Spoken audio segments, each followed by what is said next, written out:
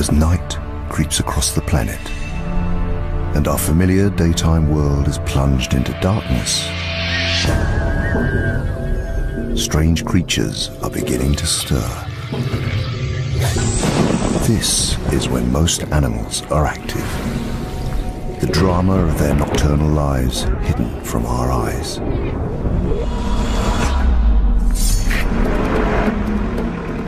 Now, a team of scientists and filmmakers is on an expedition to the remotest parts of South America. Whoa, whoa, whoa. What is that? Armed with specialist technology, they will attempt to discover the secrets of the night. Holy... I'm getting it. She's hunting. It's a journey into the unknown. I shouldn't really be out here, alone.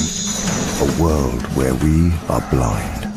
Please, don't leave me up here. I don't know what that is. Technology will reveal it as never before. Now, right now is the most dangerous time to be out here. He will attack you. The mysteries of life in the dark. Don't run.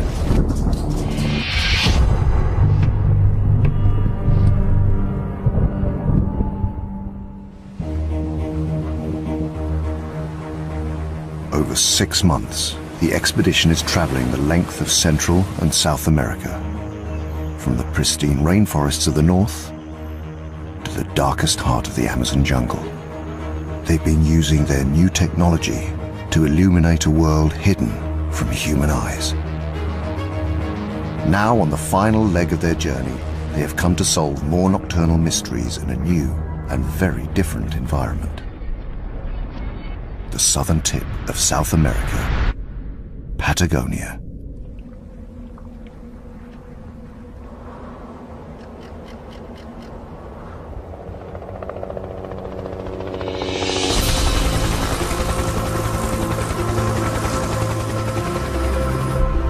Bryson, we're going to head off now. We're going to check out another ridge line. All right, we're going to take the other road and loop back around. That makes sense, because we're going to carry on in this direction. Heading up the team of wildlife experts is biologist Dr. George McGavin. We've come to the Torres del Paine National Park, right at the southern tip of the Andes, and we've come here to look for the largest ranging land carnivore in all the Americas, the puma. The puma is the top predator here. They're a crucial part of the mountain ecosystem, but their behavior has been little studied. We're pretty sure we know what they do during the day. They sleep. But what a puma does after dark is a black book. There is a higher concentration of pumas here than anywhere else on Earth. The team will use their specialist cameras to build a more complete picture of their lives. They've never been filmed hunting after dark, ever. If we can do that, that will be the holy grail of puma ecology. Their first challenge is to find a puma. That means splitting up and searching by day for possible lairs.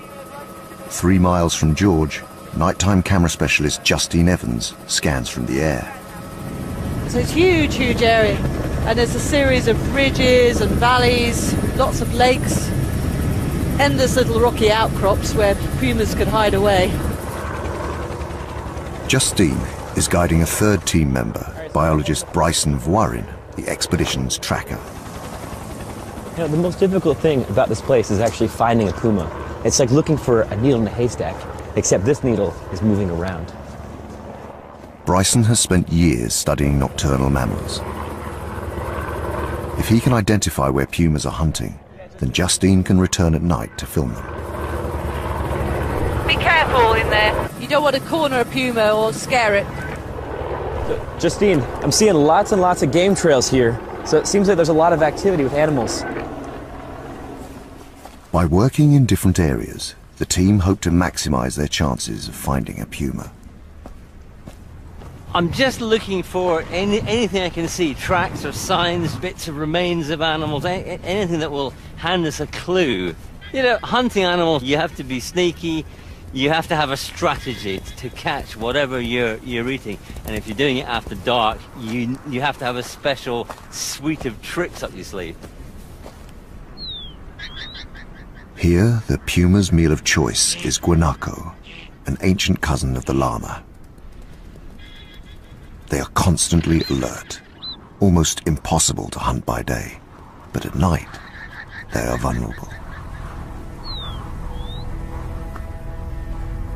Ooh, wait.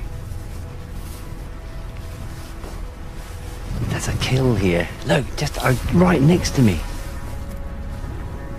That is a puma kill. Right under that bush. Now, it's been hidden. What they do is they hunt for their prey and they jump on its back, and then after it's killed, they can't possibly eat an animal of this size in one go. So they hide it under all this brush, and it's completely hidden. They then come back over 2 or 3 evenings and eat it all. And that is the remains of a kill. So there's a guanaco. That's all that remains of it. There'll be no more eating here. That's just skin and bone now. It's proof that a puma is hunting here. To see the animal in action, the team must return after dark.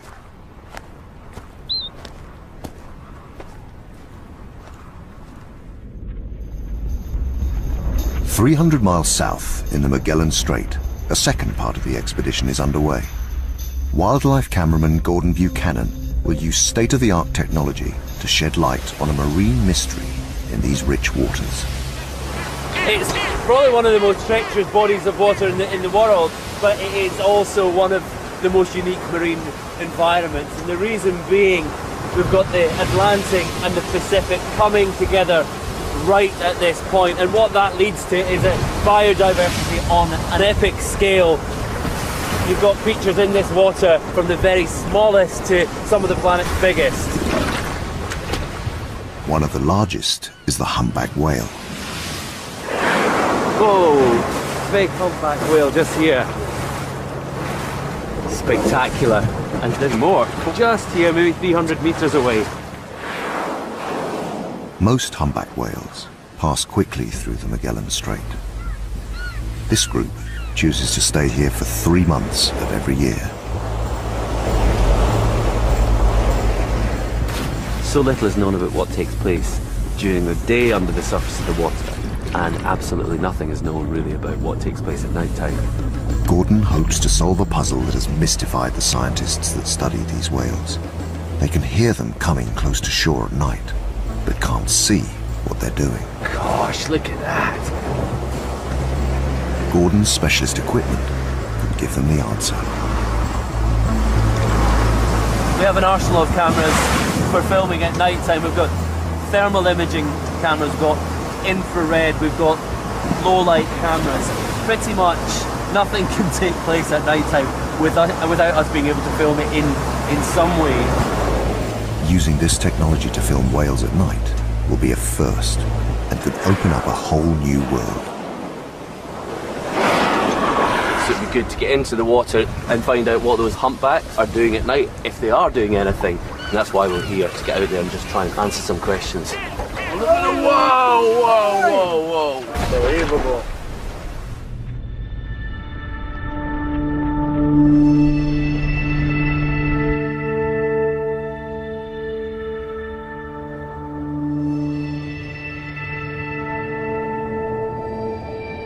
As daylight fades, 300 miles north, the Puma team has split to search the area where George found a kill. This is the time that the pumas are just waking up, going around looking for dinner. It's a really good time to see them walking along the hillsides or in the valleys. Tonight, we've got all 3 teams out in separate vehicles and driving all the tracks. We're just throwing everything at it tonight, getting everyone out there. It's a large area. We need to spread out as far as we can and to use a variety of strategies if we're to see anything good.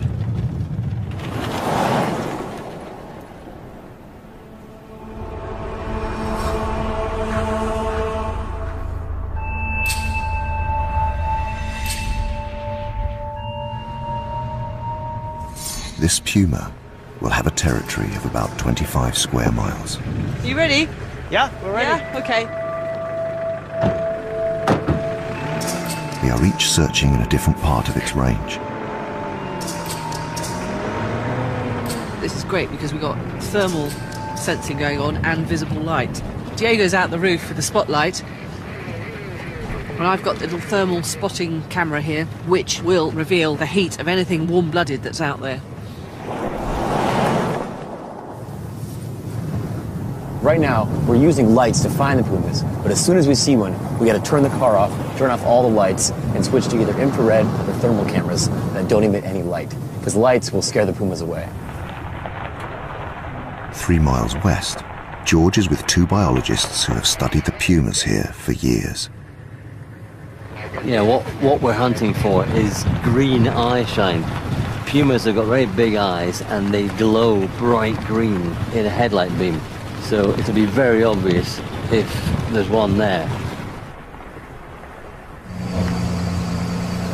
Quick, quick, quick! So something just ran out of the bushes. Where did it go? Oh, I see the eye shine. It's moving too fast. Fox. Yeah, it's a fox.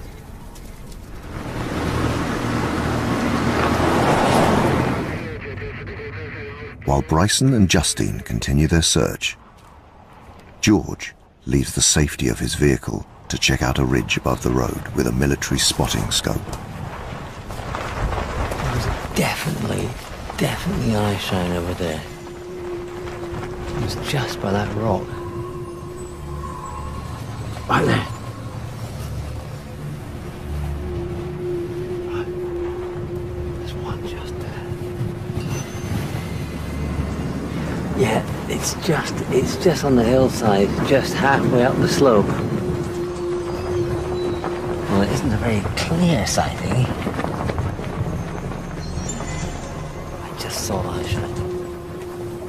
It didn't look very green. It looked greenish, but it definitely wasn't a guanaco eye shine, and it was just over there. If it is a puma, then I'm right on the top of this ridge. I mean, it's obvious he'll go. The animal heads down towards the road. George radios biologist Rodrigo, waiting in the vehicle below. I just thought I saw a moving spot on a slight slope just southwest of you. Okay, perfect.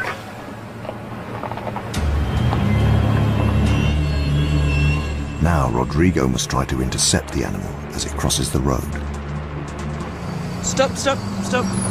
Did you see something? The binoculars? Yeah, it's a puma, Christina. Absolutely 100% puma. Okay. This is great for filming. Give me the radio. Rodrigo calls in Justine, who is 2 miles away searching on a different mountain track. Rodrigo, how are you getting on, over? Oh, yeah, we just spotted puma. Quick, it's just here. Perfect. Okay, we're on our way. Let's go. Let's move on. Great news. The challenge now is to stick close to the puma. With luck, Justine will get there in time to film its behavior at night.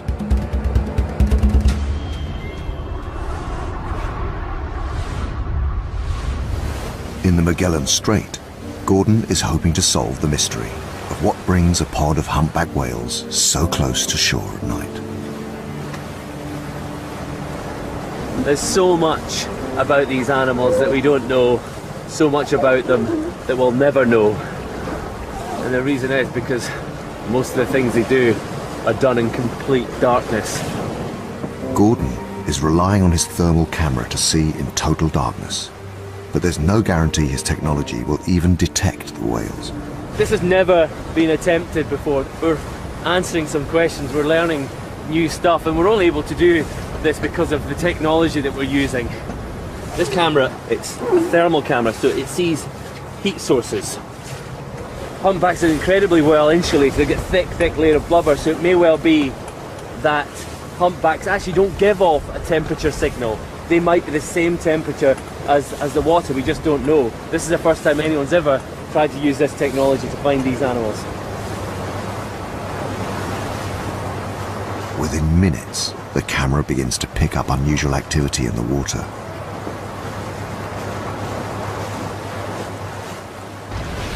Oh, there you go, you can actually see.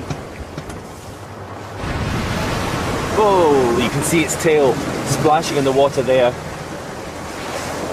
That's interesting. There's this huge cloud of white vapour, and the reason it's white is because it's hot.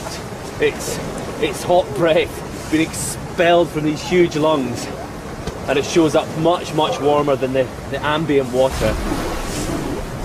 Now, you see that? Oh, great! Huge tail splashes and clouds of water coming up from the surface, not just from it slapping its tail, but from its blowhole as well. We come out looking for behaviour, and this is not at all what I expected to see. From this distance, Gordon can only speculate what the whales are doing. It may be a way in lower light conditions for whales to communicate to each other, let them know precisely where they are. That sound, that huge thunderous sound of the tail slapping on the surface of the water, will carry literally for miles. But they also do it to stun fish. They'll swim through a shoal and then they'll give a huge tail slap, literally stunning the life out of the fish, and then they swim back round, hoover them up. This is spectacular. Humpbacks need to eat 1.5 tons of food every 24 hours. They must feed both day and night. But what brings a pod of humpback whales close to shore remains a mystery. What we've seen at night time is whales moving closer into the close.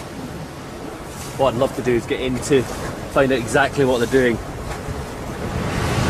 Look at that! Oh.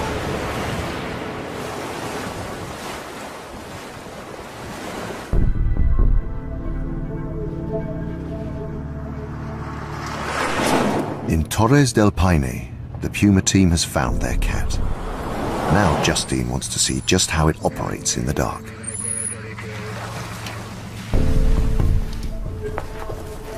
Hiya, hello.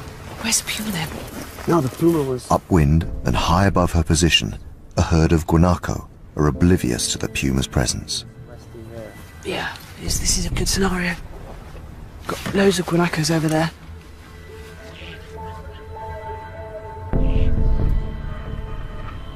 Hunting at night dramatically increases the Puma's chance of a kill. It's going up over the ridge. By day, it's almost impossible to get close enough to ambush prey as alert as these guanacos. At night, the Puma's superior eyesight gives it the advantage. What's happening, Diego? Are they doing anything? The Puma is sitting there, getting closer to the guanacos. Justine fires up her thermal imaging camera, and the Puma's heat signature is immediately revealed. Got it, I've got it. Can you see it? Well, it's trying to get closer. So, every minute, it's gonna be assessing the real chances that he has. I'm getting it. Oh, this is fantastic.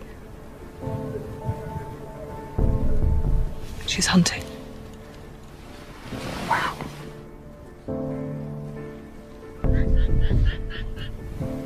He's putting each paw down really carefully. The darkness here is almost total, yet the Puma is utterly focused on its prey more than 30 meters away.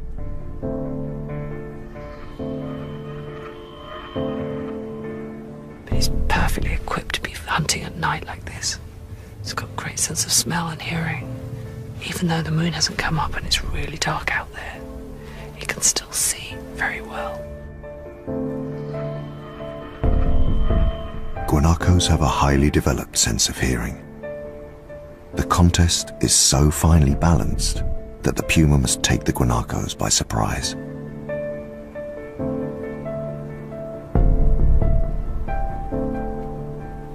It's in full hunt mode. It's an amazing sign. Yeah, it's waiting for the moment, for the right moment, but any mistake, and it's gone. So this is an absolute gem of a situation. As long as I don't cock it up, and the Puma doesn't cock it up.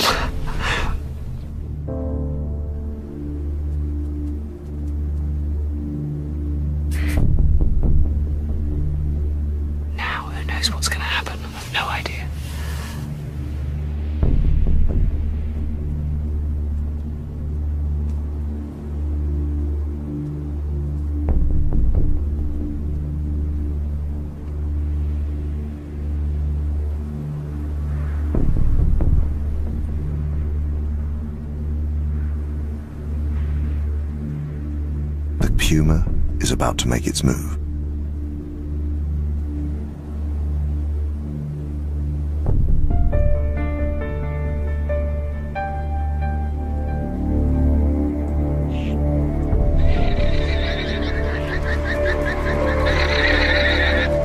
The guanacos sense the danger, and the hunt is over.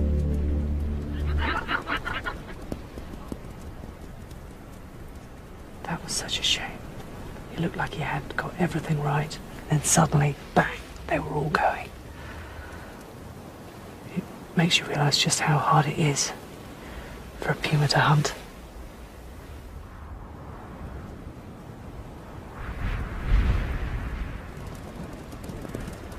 Filming a puma hunt in such detail is a great start for Justine.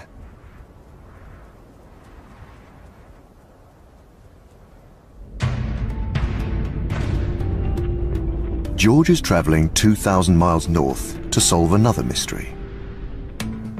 He's come to the Atacama Desert. Well, the Atacama, where we are now, is probably one of the most inhospitable and dry places on Earth. There are parts of the land here that have never had rain ever in recorded history. I mean, it's that dry. Almost nothing can survive here, but one nocturnal mammal is thriving, and George wants to know why. I'm heading to this island, which is just a short way off the coast, and it's believed to have a colony of vampire bats, and that is really what I want to see. And they're only active and they only fly when it's totally dark.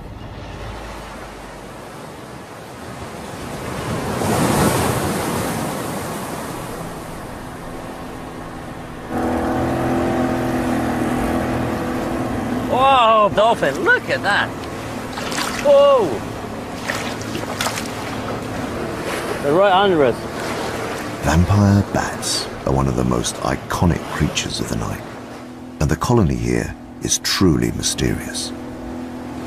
I want to find out what on earth a colony of vampire bats is feeding on an island that seemingly has few other animals on it.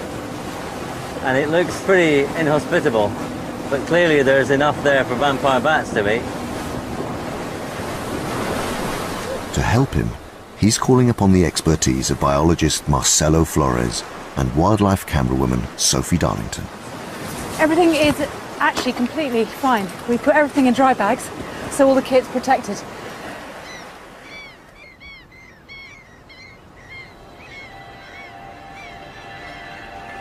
This is a hostile landscape littered with boulders and coated with guano, or bird excrement. I've never been anywhere like this before. It's the one thing, it's just the overpowering stench, which is just everywhere. Looking around, it's sort of like you've landed on the moon a bit. It's really desolate, like a lunar landscape. It's incredibly bleak, really dry, really arid. George's first task is to find where the bats are roosting. They say that the cave with the vampires in it is actually on the coast, so it's really important that we find the cave as quickly as we can, because if we can't find it now, we won't find it in the dark. This looks very like the cave. Yeah. Great.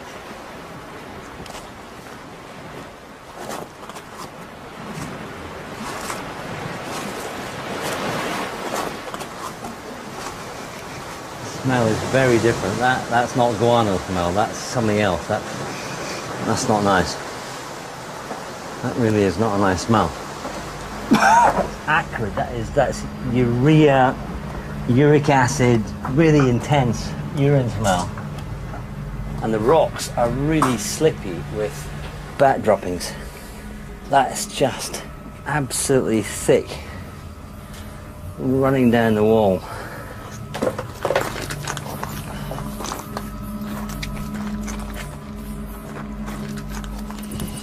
Oh yeah, there's one. It just flew back. Two. Oh yeah, they're here. There's about 8 vampire bats just looking straight at me. 9, 10. Oh, there's more up there. This is the first time I've ever seen a vampire bat, and it's, what, 6 feet away from me? That is amazing. Oh. These tiny bloodsuckers don't use their eyes to find their victims. Their eyesight is fairly good, their hearing is good, they can echolocate, they have infrared pits around their face which that they can sense the really hot part of the animal where the blood flow is highest, and they have teeth that are just razor sharp, and they just hack off a flap of skin, and as the blood wells into it they just suck it up with their tongue, and they have a little groove on their lip here which they press against the wound. And of course they introduce anticoagulants into the bite so that the saliva, it makes the blood flow, just flow and flow and flow. There's no doubting the vampire bat's supreme ability to locate mammals and extract their blood. What's eluded biologists is why this colony chooses to live here. What are they eating? What animal are they extracting the blood from? That's what I want to know. I think the only way that we're going to find out is if we can catch one and glue a little tracker on its back and track it to where it's eating, and then we should be able to film exactly what animal it's feeding on. The problem is how to catch a bat, as they are roosting out of reach. George must return at dusk to net one as it leaves the cave to feed.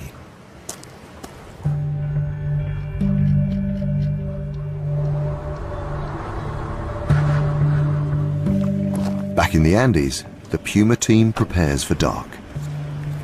Okay, ready. Ready. Rough. They've had a good start, filming a puma hunting. Now, Justine wants to spend more time with this secretive predator. What we really want to find out is what pumas actually do during the night. And that is when they do everything that pumas get up to. And we're going to need quite a lot of luck. But we're hoping to see some unique behavior.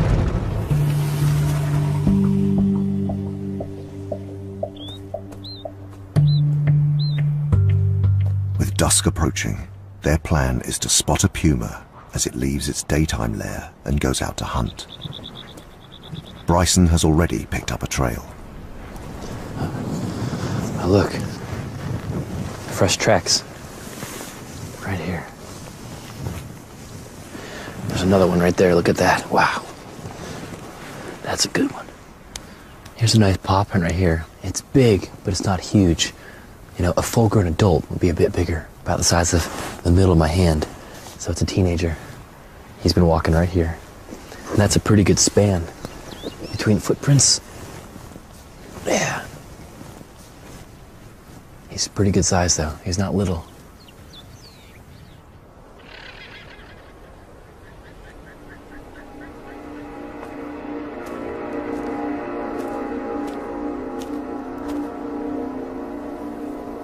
We have a puma. There's a puma right here. He's just came out of the woods. Okay, he's walking along the edge. There he is. Wow. He's right there. Huh? He's looking. Nobody move. Everybody stay still. There he is, right there. He's walking in the brush. What's amazing is he's not making any sound at all. I can't hear him at all. God. I mean, he's an absolute silent hunter. Pumas are at their most dangerous when they haven't eaten for several days. He's hungry and he's looking for a meal. So I really got to be careful right now. The last thing I need to do is act like a prey animal. Under no circumstances can I run. That's the worst thing to do. The thing is, you don't hear a puma coming. If you're lucky, you see it. Should it choose to, this puma is more than capable of killing a fully grown man. Don't run. Don't run. He will attack you. He's just staring.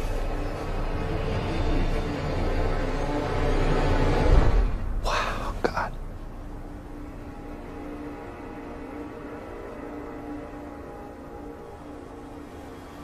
You know, this is the top predator. And to be able to watch him walk out of the woods, look right at me, and not care at all. afraid he's walking away. That is the most elegant predator I've ever seen. What an incredible animal. God. No, the dark doesn't belong to us. It belongs to the pumas. With hearing and smell and vision like his, he really is the king of the dark. The team have a cat in their sights. This is the opportunity they have been waiting for. So I'm gonna radio Justine, see if she can get him on a thermal camera. Justine, this is Bryson. Come in. Hi, Bryson. Can you hear me? Over. We just found a puma. We're on our way to you. Over.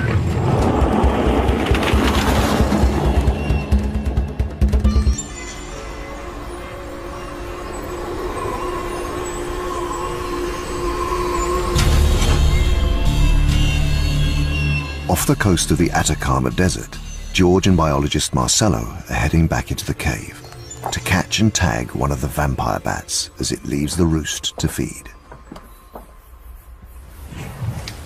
Because they're so closely grouped together, I think it'll be quite easy to catch one. Because in the melee, as they fly off, one of them will surely go in the net. That's my theory anyway.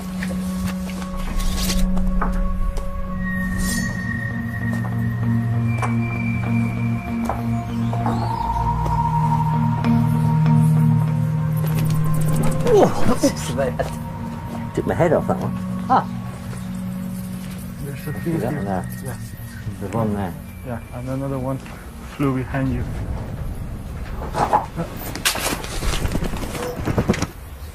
Is it there? Got it. These bats carry diseases including rabies. George and Marcelo must take care when handling them. Oh, they're very strong, aren't they? Yeah. You got it? Yeah. You have it? Yeah. Okay. This way. Okay. What an absolute beauty. Now, we'll glue it on the back, yeah? Back there. The miniature radio transmitter is carefully glued onto the bat's back. Press it in, that's it, lovely. Okay, and that should be it. George must now track the bat across the island before the transmitter drops off. This wee chap is the one that hopefully will show us where he and his mates are obtaining their evening meal and who from, which is the key thing. Is its transmitter working? That's Excellent. very nice, isn't it? Yeah, very nice.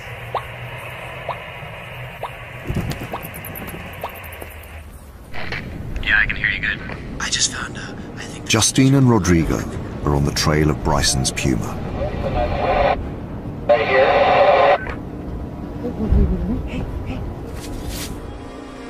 I started to see something coming. What's the puma? Incredibly, the puma passes just meters in front of Rodrigo. I saw it run across the road in front of you. Oh, that was extreme, actually. I'm nervous now. I'm trembling. It was really, really near. And it ran off over the hill, clearly hunting.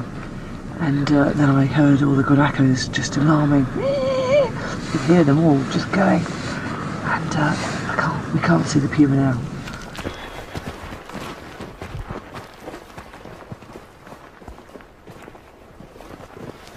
Yeah, you should go very slowly. Maybe we should go around. Yeah. Pumas are ambush predators, with proportionally the longest back legs of any big cat. They can leap 10 meters through the air and bring down prey with a single bite to the neck. Wow, we're so near. Oh, there's the puma. Turn round, look. Turn round. I can see I saw eyes shine just then. Yeah? Yeah. There. By the time they find the puma, Just there. it's clear he's been successful. I think he might have food in there. He's pulling at something. Pretty sure there was a kill here. Yeah, he's pulling at something. See the head going up and down?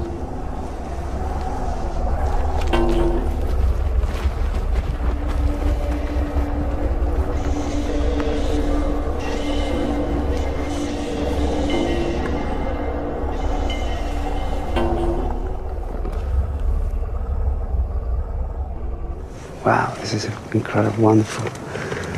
This is a one-off, unique experience. It's absolutely amazing. We are right next to a puma on a kill, literally meters away, and we are so close we can just hear him crunching the bones, pulling at the meat. He's just completely absorbed in feeding, not bothered about us whatsoever. It's only been possible to capture these intimate moments of nocturnal behavior with Justine's specialist cameras.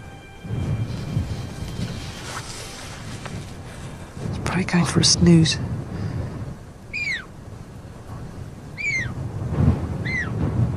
you hear those sounds? He's going meow, meow, calling the mum, calling for his mother.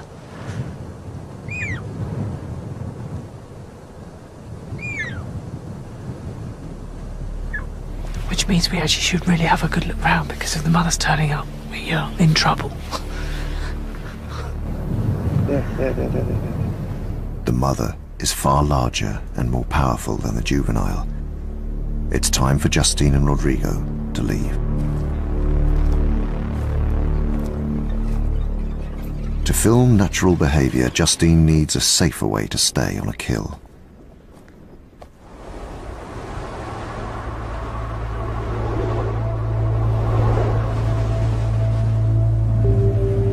"2,000 miles south, Gordon is making progress. He's tracked a humpback whale right into the coastline. We've got a whale right here in against the shore. I heard a whale blowing right here. So just switched off the engine. See if we can hear it. It might seem a strange place for a whale to be so close to shore. Gordon's hoping to discover why whales come into such shallow water, but his hopes are dashed. With a humpback so close to the boat, it's now too dangerous for him to get in. Going in with a 35-ton animal in there, it's a bit scary. It's dealing with a set of circumstances that it will never have seen before, and we just don't know how it's going to react, and we can't take that risk. Gordon will need to wait until the whale has moved off before getting into the water to discover what was attracting it. You should hear it blow if it's close. Can't see anything. I don't think there's anything out there. All right, let's do it. Finally, the decision to dive is made as the whale moves away from the shore. We're going to get into the water here. There was definitely a whale right in the place where we're intending to go. We think it's gone. They are an enormously powerful animal. If it comes back, I think we just have to get out of the water. Happy for me to get in, Richard? Yeah, good to go. Here goes.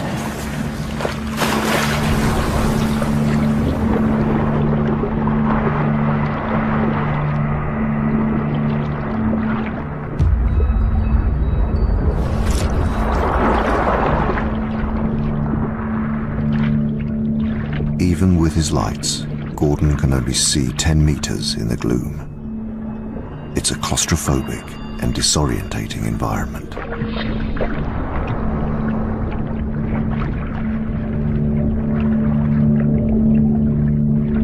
Beneath the surface lies a thick maze of kelp, immensely strong strands of seaweed up to 30 meters long.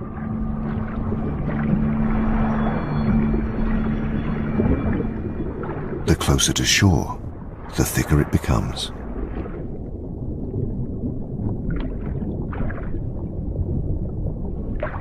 Whatever it is that's attracting the whales is hidden deep within this impenetrable forest.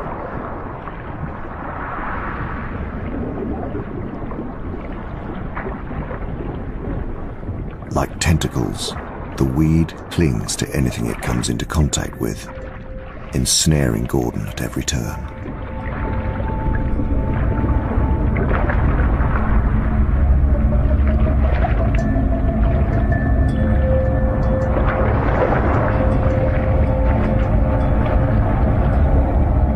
He has to abort his dive. If Gordon is to solve the whale mystery, he must find another way. I guessed when we got into the water at night time there was going to be some problems that we didn't foresee, and the big problem, the insurmountable problem, is this kelp. It's like Sleeping Beauty's forest. You can't get through it. It's impossible. You just get tangled up in it. Yeah. Far from a result.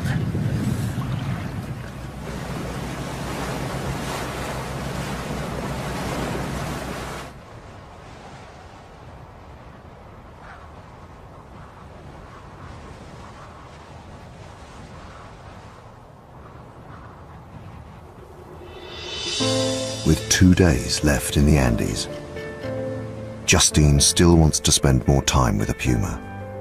Her best chance is to stake out a kill. Condors circling high overhead are a hopeful sign.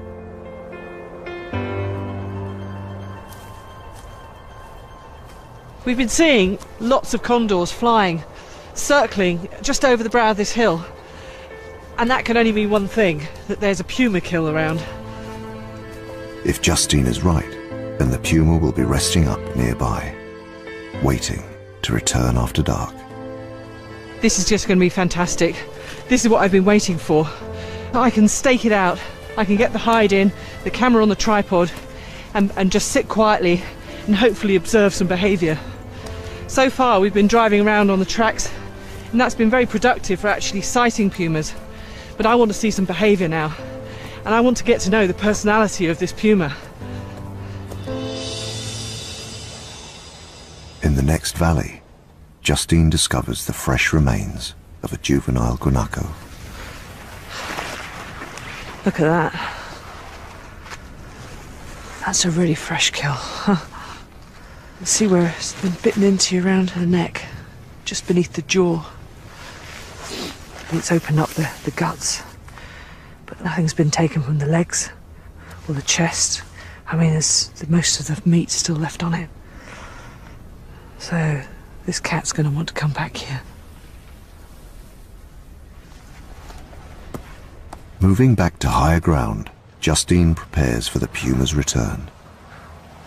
I mean, it's essential that I'm here and ready before it gets dark, because that's when the puma is going to be on the move. So I've got this rather alarming pop-up hide. But this is going to be it. This is going to be home for the next 12, 14 hours. I just have to have a bit of luck now.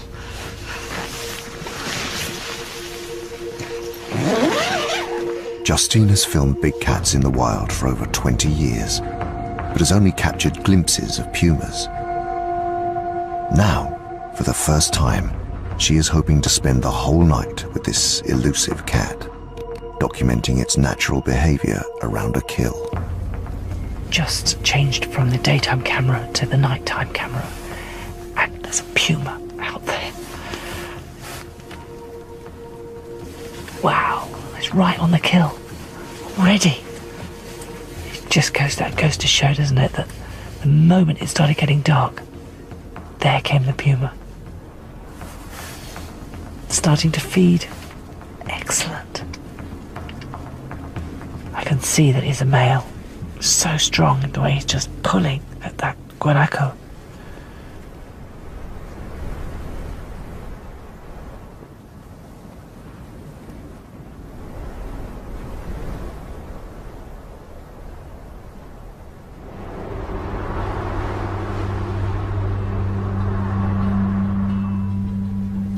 He's walking away. Ah, there he is. He's lying down.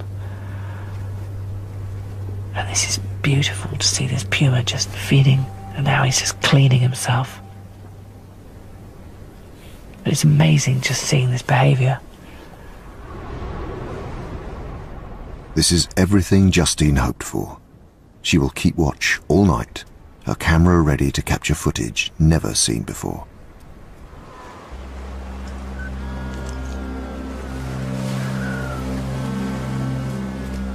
Back off the coast of the Atacama Desert, the vampire bats have left their roost to begin a night of feeding.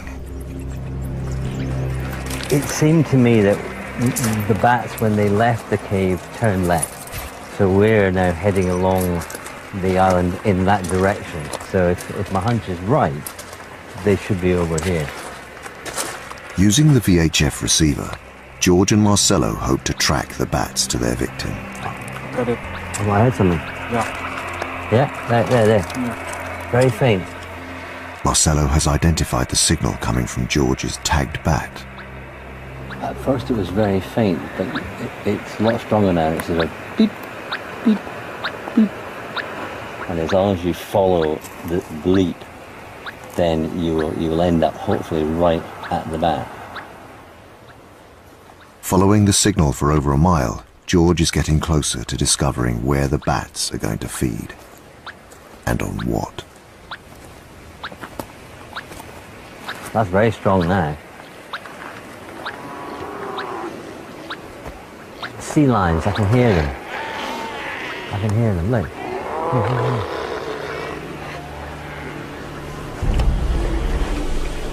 We may be one step closer to solving the mystery. Sea lions are a perfect food source for vampire bats. Now, George must get close enough to the colony to see them in action.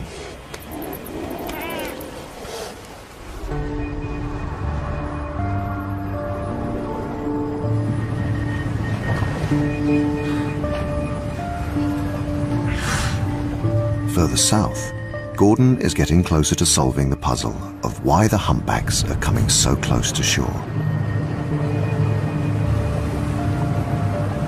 I thought I heard something back that way.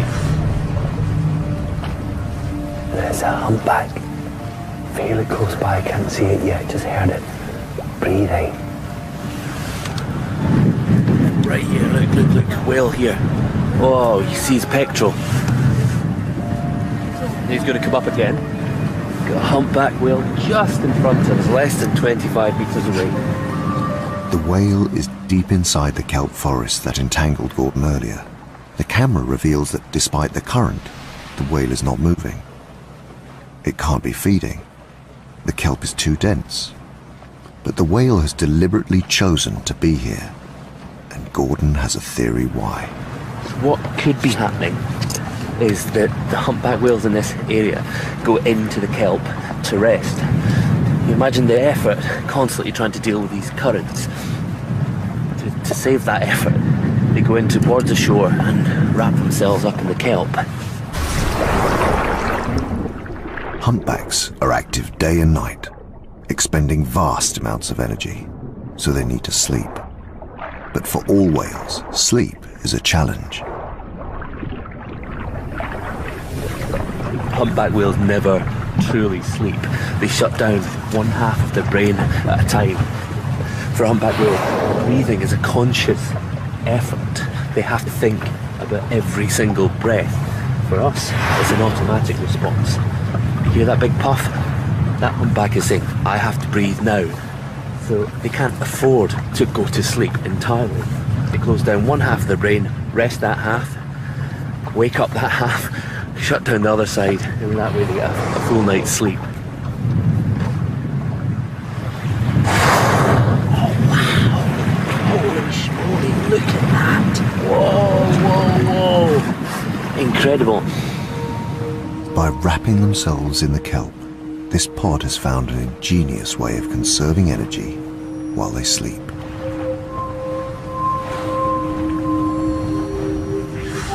I think to be this close to a humpback whale takes your breath away.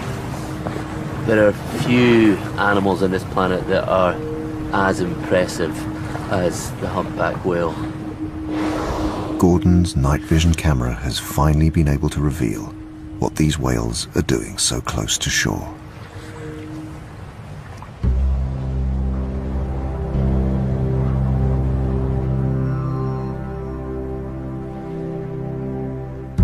In the Andes, Justine has been watching the puma for 6 hours. Most nighttime encounters with these predators are fleeting. She's lucky to immerse herself in this cat's world. It's just wonderful using this camera. I've no lights on, just sitting here in the dark. So it's not disruptive at all. I think, are really going to see exactly what he wants to get up to with his kill.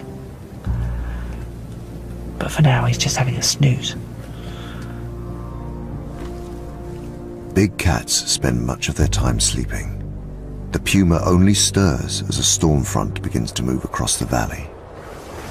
It's gusting at extreme speeds, and I'm not sure whether this hide is just going to blow over.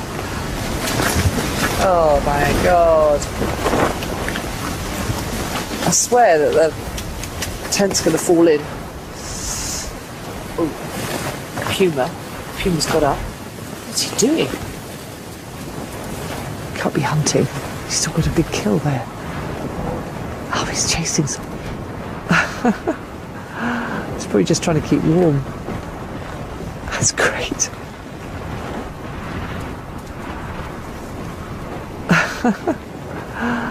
For all cats, domestic or wild, play is a serious business.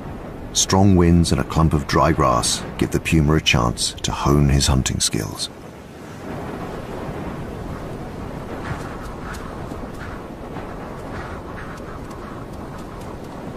He's playing with it, just biffing it.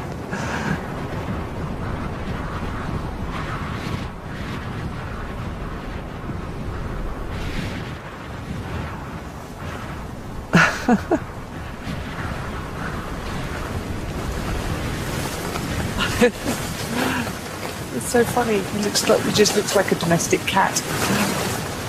It's like a secret little view on his life. I guess if he does this, sits here by the kill, just cleaning himself and sleeping, nothing else can come in. He's dominating it all night long.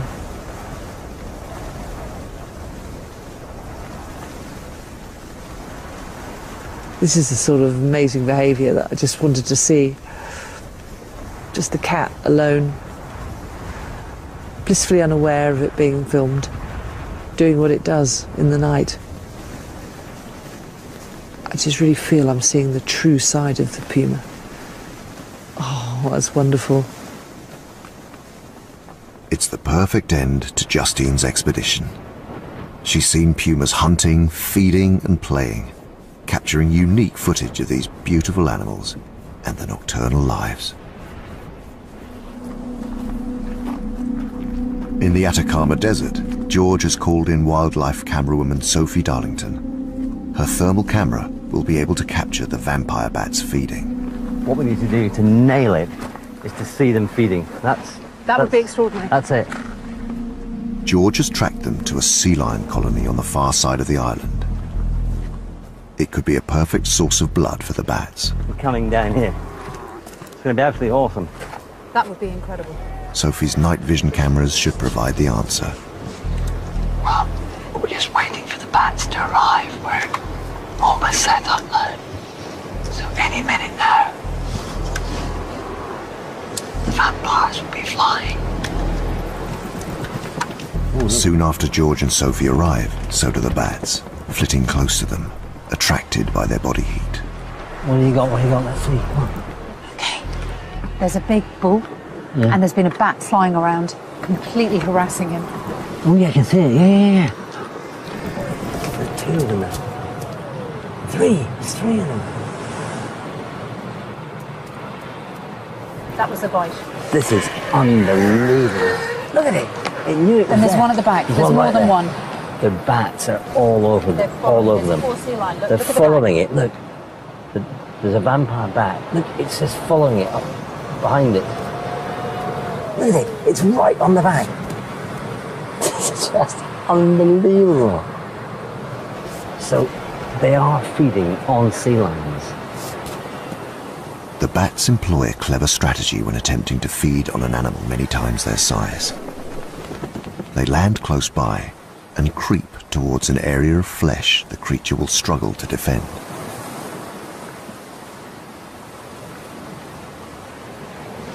They're attacking from the rear, and the sea lions know they're there, and they keep turning, putting their head up. And as the sea lion moves, they just keep following it. And the poor sea lions are being harassed. I mean, they really are aware of Look at him hopping, George. You know, it dispels the myth of the sort of animals having a quiet sleep at night. They're not. It's torment. It's absolute torment. They must be exhausted in the morning. These bats, they're completely and utterly just going for it. One's just been hit by that wave. I just can't believe what I'm seeing. Weighing 40 grams, each bat can consume half its own body weight of blood in a single feed, lasting up to 20 minutes. Is that a hot spot there? Is that the hot spot? That's where it's been. We can see the wound. Good grief. We can see the wound on the flipper. Only the thermal camera can reveal this extraordinary behaviour. The bats are going into the rear end because that's where it's hottest, and you can really see that in the thermal camera. They're very, very bright, which means the blood's very close to the surface, so easy access for the bats and an easy meal, I'd reckon. To see the wound, the heat signature of the wound left by a vampire bat on the flipper of a sea lion in pitch darkness, that is truly awesome. It is the last of the team's mysteries solved. Now we know what's happening. That's why there's a permanent colony of vampire bats here, because there's a permanent colony of big, fat, blood-filled food bags for them.